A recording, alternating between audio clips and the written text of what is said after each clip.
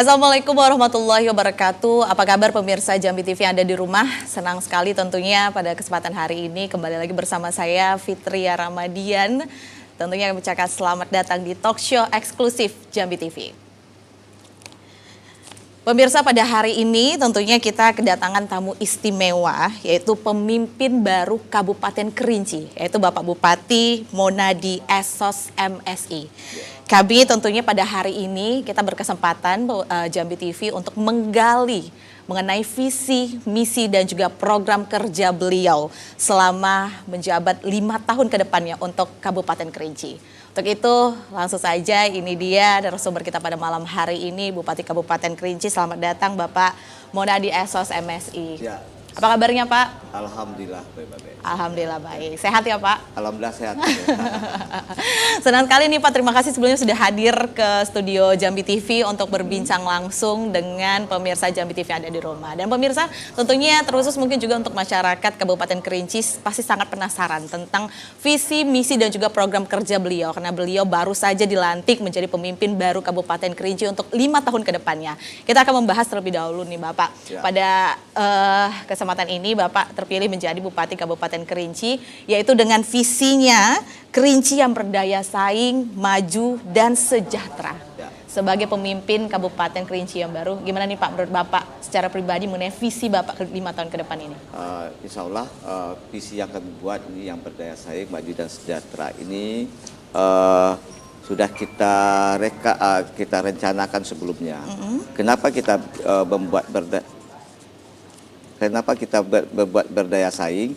Karena memang sebagian Kerinci ada sudah mengalami kemajuan. Artinya kita ingin berdaya saing dengan kabupaten-kabupaten yang lain, baik itu di segi masyarakatnya, itu di seluruh bidang. Itu.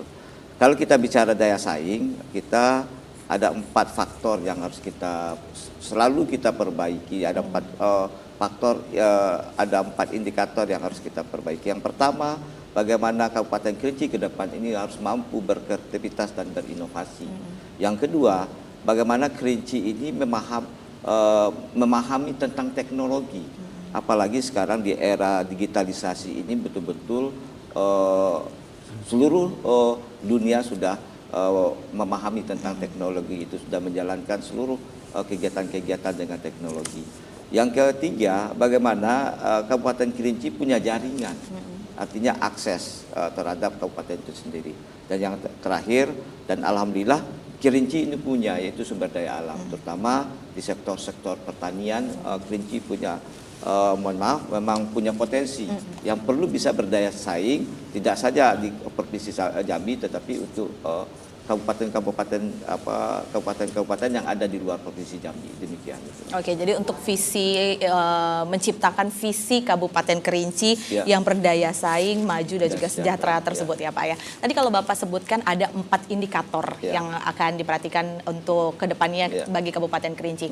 Apa sih Pak upaya Bapak kedepannya untuk memenuhi 4 indikator ini, terlebih untuk membangun dari akar dan juga pendekatan dengan masyarakat-masyarakat Kabupaten Kerinci sendiri Pak? Baik, kalau kita bicara apa yang harus kita persiapkan, berarti kita harus menyiapkan terutama memang di SDM.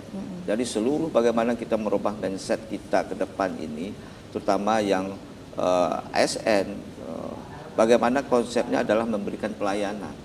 Tidak lagi pola yang berubah, yaitu tidak dilayani, tapi adalah memberikan pelayanan yang terbaik. Artinya pelayanan, kalau kita bicara pelayanan, bermacam-macam pelayanan, bidang pelayanan pertanian, pelayanan kesehatan, pelayanan pendidikan, pelayanan lingkungan hidup dan sebagainya. Banyak seluruh sektor pertanian, seluruh sektor bidang yang ada di Kabupaten Kerinci itu. Jadi itu yang harus kita persiapkan, terutama memang di sumber daya manusia, di SDM-nya. Kenapa saya katakan SDM yang menjadi kata kunci? Karena memang contohnya saja, Kabupaten Kerinci punya potensi pariwisata. Ya mohon maaf, kalau kita lihat potensi alamnya tidak beda-beda jauh dengan daerah-daerah lain yang sudah berkembang. Tetapi ini kenapa ini tidak bisa berkembang dengan pesat? Kenapa selama ini tidak bisa berdaya saing dengan provinsi lain atau kabupaten lain yang ada di daerah provinsi lain? Salah satunya lah tidak ada sumber daya manusia yang bisa mengelola itu dengan baik. Ya. Tapi saya yakin dengan adanya tata kelola dan SDM yang bagus, saya yakin pariwisata Kerinci bisa berdaya saing. Begitu juga di bidang pertanian, ya. Begitu juga bidang perbanyak hasil-hasil pertanian yang ada di Kabupaten Kerinci yang memberi juga sebagai daerah penghasil untuk daerah-daerah yang lain. Misalnya kentang, cabai, kol dan lain sebagainya, bawang itu untuk kebutuhan Kabupaten Kerinci, mohon maaf, itu sudah terpenuhi. Tetapi ini bisa memberikan ke daerah yang lain. Nah, mudah-mudahan ke depan kita juga bisa berkualitas berdaya saing. Kenapa kami katakan demikian? Karena padahal kita ini adalah produksi hasil pertanian, tapi kadang-kadang namanya bukan dari Kabupaten Kerinci. Banyak misalnya kayu manis, kentang, cabai, ya kan? Mohon maaf, ini cabai ada di cabai yang untuk di pasar Angsol Duo ada yang dari Kerinci. Padahal dari Kerinci ini dikirim di daerah tetangga. Daerah tetangga ini yang dapat nama, itu yang kedepannya yang harus kita inikan, yang harus kita robah mindset sehingga dengan merubah dengan kesiapan SDM dan tata kelola tadi, insya Allah kami yakin masyarakat Kabupaten Kerinci bisa berdaya saing dan ujung-ujungnya bisa maju dan akhirnya bisa juga sejahtera masyarakat Kerinci. Tantangan terbesarnya apa nih Pak untuk mewujudkan hal-hal tersebut untuk kemajuan Kabupaten Kerinci ke depannya menurut Bapak? Pertama, yang tantangan terbesar bagi kami yang sekarang ini adalah kami ini adalah daerah ujung, bukan daerah jalan lintas. Jadi betul-betul kami membuka informasi, informasi aksesibilitas terutama menuju ke Kerinci ini bagaimana. Itu salah satu tantangan terbesar. Salah satu contoh misalnya, kenapa kami katakan aksesibilitas? Terjadi ada satu longsor, karena titik keluar kita ini kan terbatas. Yeah. Terjadi longsor di katakanlah di kita menuju Jambi, Bangko dan sebagainya. Terjadi longsor, kita tidak bisa buat apa-apa. Akses langsung putus ya? Akses langsung putus. Jadi salah satunya bagaimana nanti ke depan, bagaimana aksesibilitas. Kalau kita bicara aksesibilitas, pertama kita mungkin melalui darat ya. Mudah-mudahan ini bisa seperti ini terus dan mungkin mudah-mudahan bisa ditingkatkan. Yang kedua, akses melalui udara. Alhamdulillah sebelum Lebaran kemarin pada tanggal 27 November maskapai penerbangan sudah ada yang sudah masuk ke Kabupaten Kerinci. Ini kan salah satu bentuk bagaimana aksesibilitas itu lebih bisa diperpendek. Ya, alhamdulillah juga dengan adanya aksesibilitas banyak juga sudah ada yang dulu niatnya ada berkunjung di Kabupaten Kerinci, tetapi diurung niatnya. Kenapa? Salah satu jaraknya yang jauh, cukup jauh ya, Pak. Cukup jauh. Ya, bayangkan kalau Kerinci Jambi ini 10 jam sama dengan Jakarta Surabaya.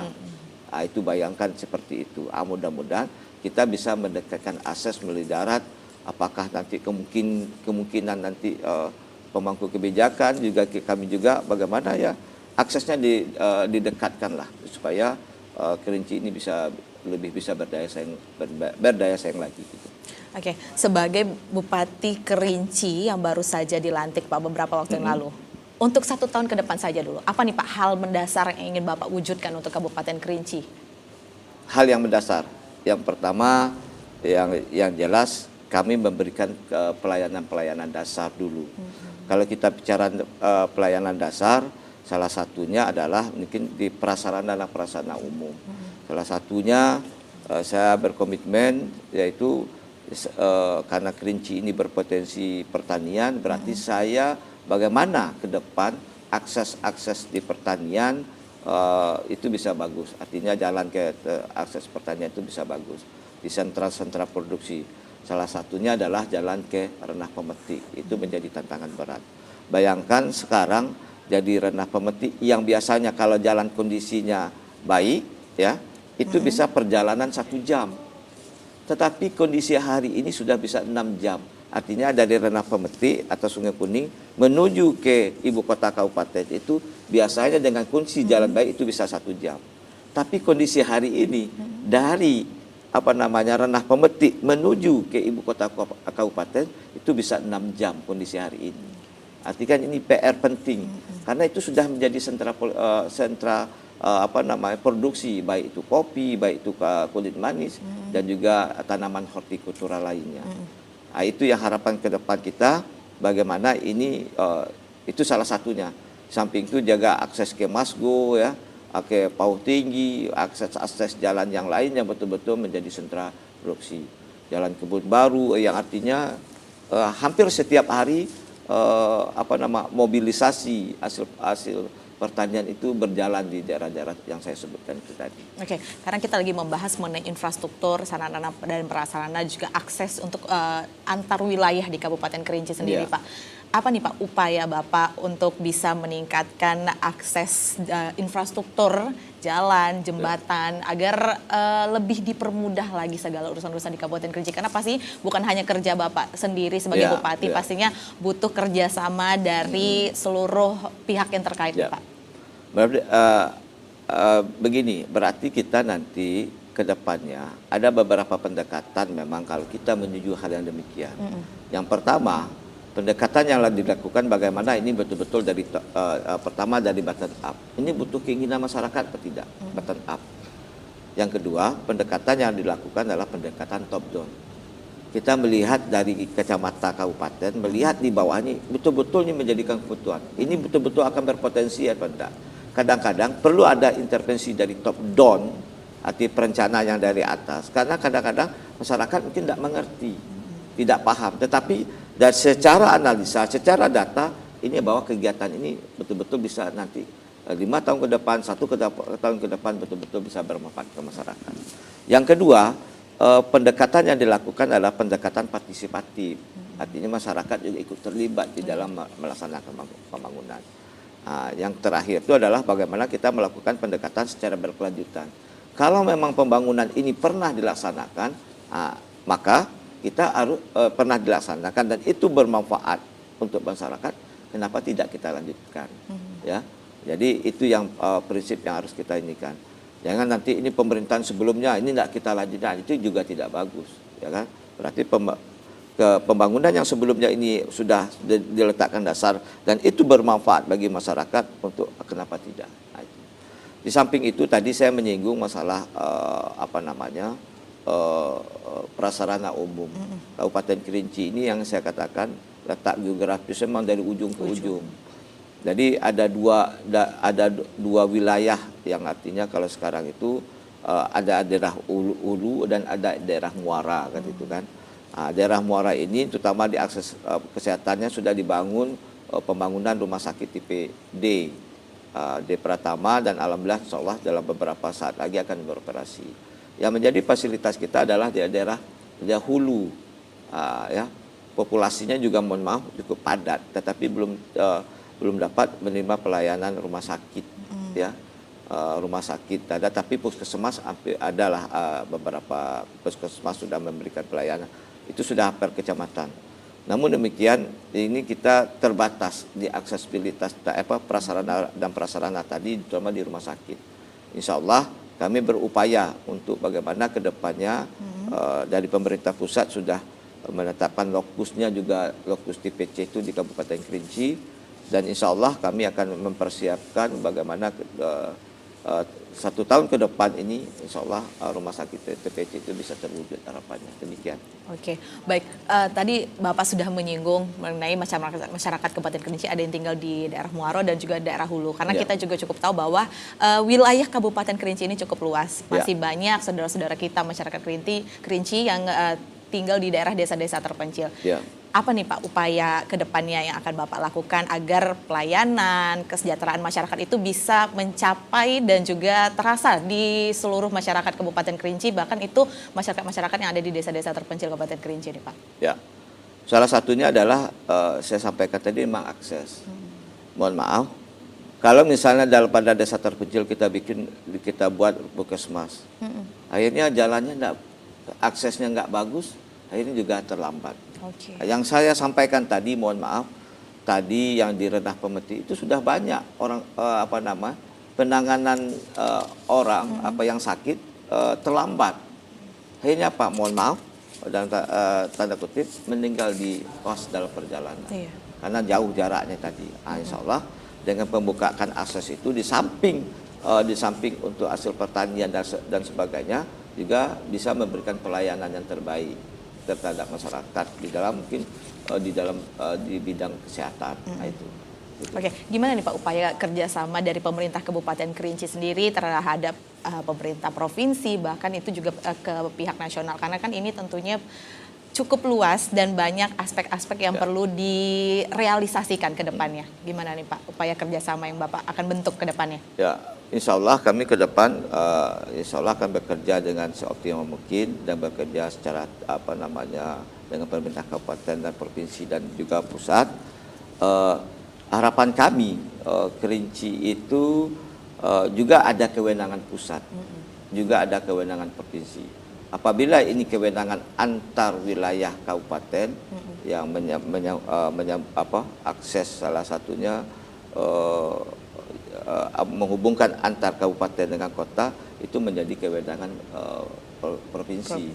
Tetapi menghubungkan antar provinsi antar kota di dalam provinsi dengan provinsi yang lain itu juga wewenang pusat.